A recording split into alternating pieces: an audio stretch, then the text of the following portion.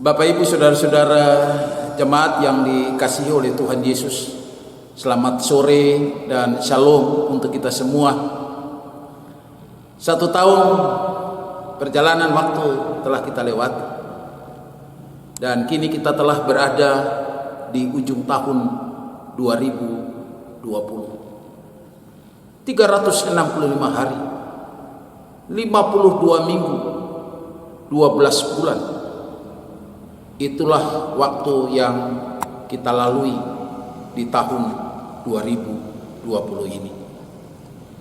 Karenanya saudaraku yang dikasihi oleh Tuhan Yesus, kita percaya sungguh, kita meyakini sungguh bahwa perjalanan 1 tahun ini bukan perjalanan biasa, tetapi tentu perjalanan penuh dengan makna.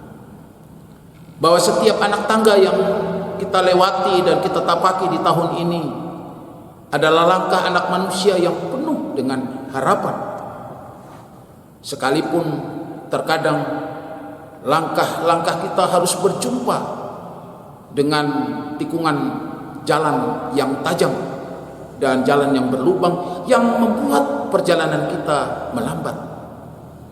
Tapi toh semuanya itu telah membawa kita sekali lagi ada di ujung tahun 2020. Saudaraku kekasih Kristus, jika hidup ini kita ibaratkan sebagai sebuah lagu yang terdengar, syair apa yang saudara dan saya kidungkan sepanjang tahun ini?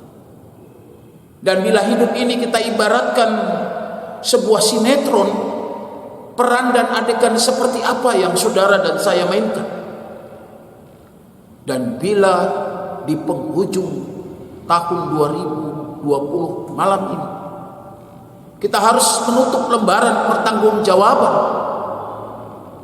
adakah untung yang kita raih ataukah rugi yang kita terima? Saudaraku yang dikasihi oleh Tuhan Yesus, sekarang pertanyaannya datang untuk kita. Apa yang mesti kita lakukan di penghujung tahun ini sebelum kita masuk di tahun baru 2021? Model seperti apa, bekal seperti apa yang membuat langkah kita semakin pasti untuk tiba dan masuk di tahun baru 2021 itu? Saudaraku kekasih Kristus, bacaan kita tadi Mazmur 90 ayat 1 sampai 12 memberi kepada kita beberapa catatan menarik untuk kita maknai.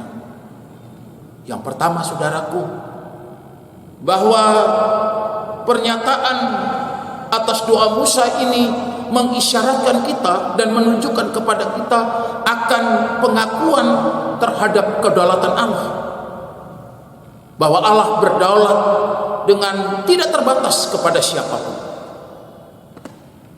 Dan karena itu benar apa yang pernah juga disaksikan oleh Paulus dalam Efesus 1 ayat 11, bahwa Allah mengerjakan sesuatu menurut keputusan dan kehendaknya. Saudaraku, tidak ada satupun di antara kita, manusia siapapun dia, yang dapat memprotes segala sesuatu yang Allah lakukan dalam kehidupan kita. Dalam hal inilah kita dituntut untuk memiliki iman Kristen yang benar, bahwa iman Kristen bukan iman yang mempercayai Allah menurut kemauan kita, melainkan pada rancangan dan jalan Tuhan. Jalan yang mana saudara? Rancanganku bukanlah rancangan, dan jalanku bukan jalan, tapi rancanganku adalah rancangan damai sejahtera dan bukan kecelakaan. Itulah kedaulatan Tuhan. Dan karena itu sekali lagi, pengakuan kita atas kedaulatan Tuhan tidak boleh dibantahkan dalam keadaan dan situasi apapun. Yang kedua saudaraku, bahwa sebelum kita memasuki tahun 2021, kita dituntut untuk menjalani hidup dengan bijaksana. Dan ini modal kita, ini bekal kita. Bahwa bijaksana dalam pengertian ini memberikan kita pemahaman bahwa kebijaksanaan yang paling tinggi adalah dari Tuhan. Karena itu saudaraku, kita dituntut untuk tidak mengandalkan rasio dan akal yang membuat kita bahwa semuanya itu seakan menjadi jawaban dari segala sesuatu di depan kita. Saudaraku, akal kita terbatas, kepintaran kita terbatas. Bahkan akal kita, kepintaran kita, kepandaian kita tidak akan pernah memberi jaminan sedikit pun bagi saudara dan saya untuk sesuatu yang kita hadapi di tahun 2021 nanti. Olehnya Musa mengatakan bahwa hikmat sejati dan kekal itu ada di dalam Tuhan. Demikian pula yang disaksikan oleh Yesaya 5 ayat 21. Celakalah mereka yang memandang dirinya bijaksana dan menganggap dirinya pintar. Menjadi pintar itu baik, tidak ada yang salah. Tetapi kepintaran itu mesti diletakkan kepada hikmat Allah yang menuntun dan membuat kita untuk melangkah dan melakukan apa yang benar dan yang berkenan kepadanya.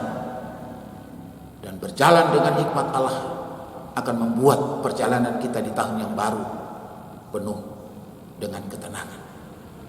Saudaraku, pilihan sekarang ada pada kita.